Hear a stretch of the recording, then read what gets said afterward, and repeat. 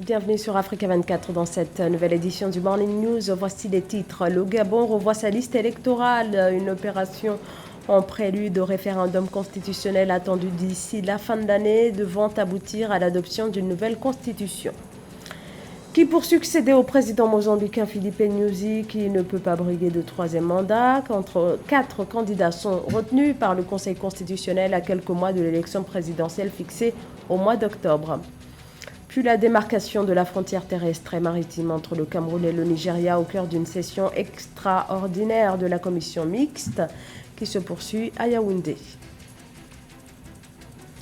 On ouvre ce journal par la rencontre ce mardi entre les deux anciens présidents béninois Thomas Boniaï et Nicéphore Soglo et le général Abdourahmane Tiani, le président de la transition du Niger. Une longue rencontre a eu lieu à laquelle ont aussi participé le Premier ministre nigérien Lamine Zein et le ministre de l'Intérieur, le général Mohamed Boubacar Toumba. Il s'agit d'une mission de médiation conduite par les deux anciens présidents béninois alors que la crise diplomatique entre le Bénin et le Niger persiste. Les relations entre les deux voisins sont tendues depuis le coup d'État militaire qui a renversé le président nigérien Mohamed Bazoum en juillet 2023. Des relations qui se sont nettement envenimées ces dernières semaines depuis que le régime militaire de Niamey a décidé de fermer depuis le 6 juin les vannes du pipeline qui achemine le pétrole nigérien au port béninois de Semek-Bodji. Révision des listes électorales au Gabon, une opération qui concerne à la fois les citoyens nationaux mais aussi les Gabonais de la diaspora. Cette révision a lieu à quelques mois du référendum sur la nouvelle constitution prévue entre novembre et décembre prochain. Les précisions d'Esther Conan. Le signal officiel du lancement de la révision du fichier électoral a été donné dans les mairies d'arrondissement du Gabon. Pilotée par le ministère de l'Intérieur et de la Sécurité, cette opération sera partiellement mise en œuvre sur l'ensemble du territoire national et sera implantée dans un premier temps uniquement dans les 5 communes qui sont les chefs-lieux de chaque province, dans le but de répondre aux plaintes et aux doléances d'accès au centre d'inscription. Les citoyens viennent avec leur ancienne situation, c'est-à-dire là où ils votaient avant, parce qu'ils vont faire un changement de centre de vote ou changement de résidence, c'est la même chose. Et elle devra inscrire sa nouvelle situation également. Elle doit savoir où elle va, dans quelle province, dans quelle commune, ou le district, ou le département, et le centre de vote auquel la personne souhaitait aller maintenant voter. Nous avons une autre opération qu'on appelle l'opération de radiation. Les primo-enrôlés doivent d'abord faire l'attestation de NIP pour venir s'inscrire sur les listes électorales. À noter que cette révision du fichier électoral vise à l'organisation prochaine du référendum chargé d'adopter la nouvelle constitution du pays en décembre 2024. Issue des travaux du dialogue national inclusif, les citoyens sont donc invités à remplir leur devoir civique. Tous les citoyens devraient s'approprier le devoir de passer, regarder la liste électorale. Le centre et les sites pour les zones rurales, des cantons et des districts devront quant à eux s'ouvrir aux citoyens dans les prochains jours. Une autre révision est prévue en 2025 dans la perspective des élections qui mettront fin à la transition en cours. 4 candidats officiellement en lice pour l'élection présidentielle fixée au 9 octobre 2024 au Mozambique. Le Conseil constitutionnel étudiait 11 candidatures, mais ce sont finalement celles de Daniel Chapo du Frélimo, le parti au pouvoir, de Soufo Momad de la Renamo, principal parti d'opposition, de Lutoro Simango du mouvement démocratique mozambicain et de Venancio Mondelane de la coalition de l'Alliance démocratique. Une toute nouvelle formation politique qui ont été retenues. Nathalie Moore. 4 candidats officiels, Daniel Chapo du parti Frélimo au pouvoir, Oussoufo Momad du principal parti d'opposition, le Renamo, Lutero Simango et Venancio Mondlane ont été retenus pour l'élection présidentielle au Mozambique. Le 24 juin 2024, la Cour constitutionnelle mozambicaine a publié la liste des candidats de laquelle 7 autres concurrents ont été invalidés. Selon le Conseil constitutionnel, les candidatures approuvées remplissent les exigences substantielles et formelles requises par la Constitution et le Code électoral. Pour ces élections mozambicaines, le rapport de force n'est pas forcément entre les deux premiers candidats, Daniel Chapo et Oussoufo Momade, mais plutôt entre les deux principaux partis, la Renamo et la Frelimo, qui se sont toujours affrontés depuis les indépendances avec leurs appareils respectifs. Les deux autres candidats feront de la figuration.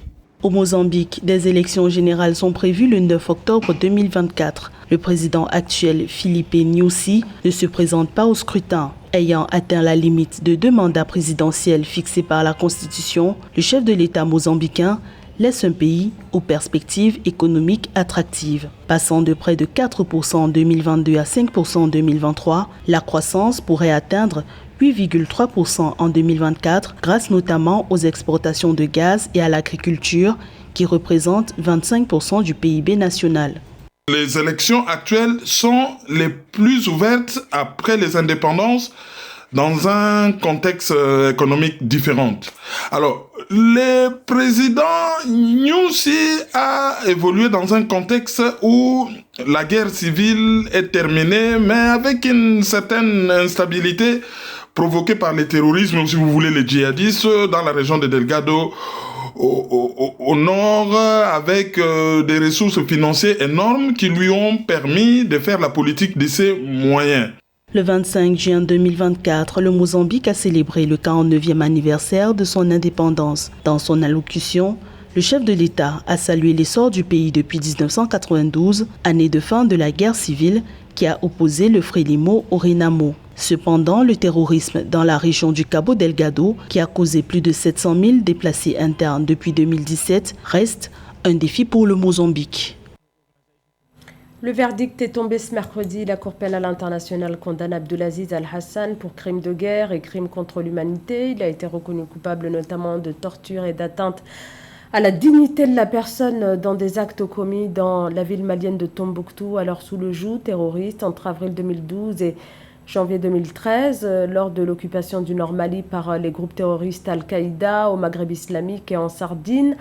L'ancien commissaire de police de Tombouctou a joué, selon la CPI, un rôle clé dans la terreur qui s'est abattue sur cette ville du nord-ouest du Mali.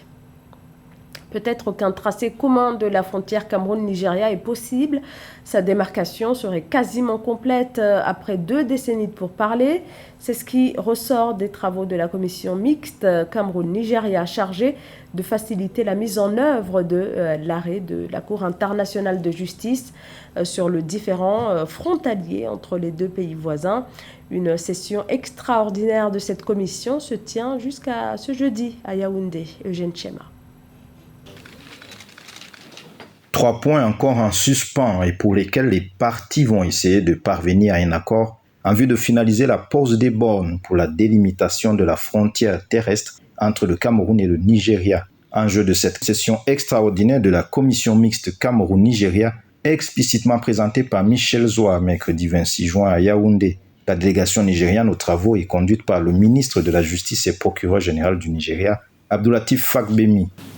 Que la 6e session extraordinaire de notre instance qui s'ouvre aujourd'hui, malgré des difficultés ponctuelles qui sont consubstantielles à toute œuvre humaine aussi complexe, doit nous ramener le climat convivial dans lequel la grande famille de la commission mixte a élevé aux yeux du monde entier un solide édifice qui est arrivé à la phase terminale de ses finitions. Les désaccords sur la pose de bornes concernent des villages qui devraient se trouver en territoire camerounais, mais qui abriteraient des populations nigérianes, notamment à Rumsiki, Tourou et Kocha. Le Cameroun et l'ONU sont toutefois optimistes pour l'aboutissement des travaux de délimitation de la frontière. Le Nigeria, ayant décidé de ne pas faire de recours en interprétation auprès de la Cour internationale de justice sur des dispositions de l'arrêt fixant la frontière. Cet engagement du Nigeria devrait être formalisé selon les attentes du Cameroun.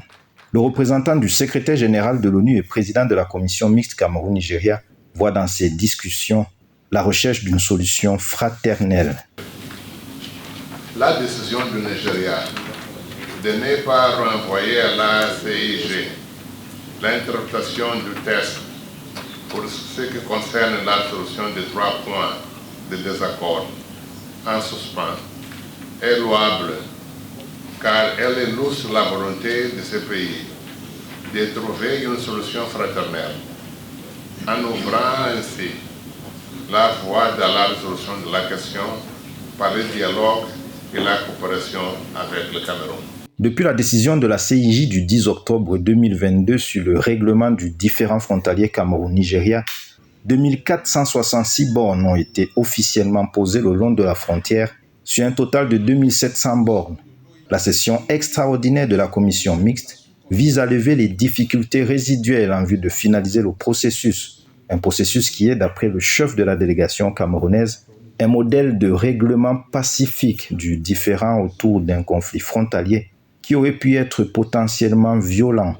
La longueur totale de la frontière entre le Cameroun et le Nigeria est d'environ 2100 km. Au Kenya, le président William Ruto a annoncé ce mercredi le retrait du projet de budget prévoyant des hausses de taxes, des augmentations à l'origine d'un important mouvement de contestation avec des manifestations durement réprimées par les forces de l'ordre ce mardi. Jour du vote du texte par le Parlement, les manifestants étaient réunis non loin de l'institution. À Nairobi, un bilan de 23 morts est avancé par l'organe officiel de protection des droits humains. Les manifestations ont été largement pacifiques, mais la police a fait usage de gaz lacrymogène, de canons à eau, de balles en plastique et de balles réelles, selon plusieurs ONG. Le retrait du projet intervient quelques heures après la condamnation de ces événements par la communauté internationale, notamment par le secrétaire général des Nations Unies, Antonio Guterres. Même tonalité également du côté de l'Union africaine. La fin ce mercredi à Douala au Cameroun des championnats d'Afrique d'athlétisme, une compétition continentale à laquelle plusieurs nations se sont illustrées. Par contre, pour le Cameroun, pays organisateur de la compétition, le bilan est plutôt en demi-teinte. Le point dans ce reportage de Narcisse Oum. Au stade Omnisport de Japoma à Douala où se déroule depuis le 21 juin 2024, la 23e édition des championnats d'Afrique d'athlétisme. Quelques 1164 athlètes issus de 56 pays, dont 50 d'Afrique et 6 autres d'Europe et d'Amérique sont en quête de médailles. Au terme de la 4e journée de compétition, le Nigeria, grâce à la razzia de ses athlètes à l'issue de la finale du disque féminin, occupe la première place au classement général avec 3 médailles en or, 3 en argent et 4 en bronze. Je suis très contente de ma médaille d'or, mais ça n'a pas été facile.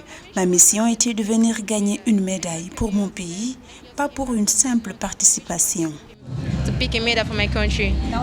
En seconde position, on retrouve le Kenya et l'Afrique du Sud qui ont chacune 6 médailles, dont 2 en or, 2 en argent et 2 en bronze. La plus petite marche du podium est occupée par l'Éthiopie qui a dans sa besace 4 médailles, dont 2 en or et 2 en argent. Le Cameroun, pays hôte, se classe 10e avec 2 médailles d'argent. Un bilan mitigé pour un pays qui a ambitionné de figurer parmi les meilleures nations africaines. C'est toujours un honneur pour moi de pouvoir représenter mon pays, de pouvoir apporter beaucoup de joie sur le visage des Camerounais, donc je suis content. Oui, je suis un peu déçue parce que franchement la performance n'est pas là. J'aurais préféré faire mieux, sachant que je passe tout au premier essai et là, je sais pas, 1m81 pour 3 cm, je fais n'importe quoi. Alors que normalement, c'est des barres que je fais quand même souvent. Donc je suis déçue, surtout déçue de le faire ici parce que c'était ici qu'il fallait faire une performance. J'aurais voulu ramener une médaille pour le Cameroun. Mais voilà, c'est comme ça, on ne peut pas refaire les choses. Entamé le vendredi 21 juin 2024, les championnats d'Afrique d'athlétisme senior qui représente la dernière chance de qualification pour les Jeux Olympiques de Paris 2024 pour certains athlètes, s'achève ce mercredi 26 juin 2024. C'est la fin de ce journal. Merci à vous tous de nous avoir suivis.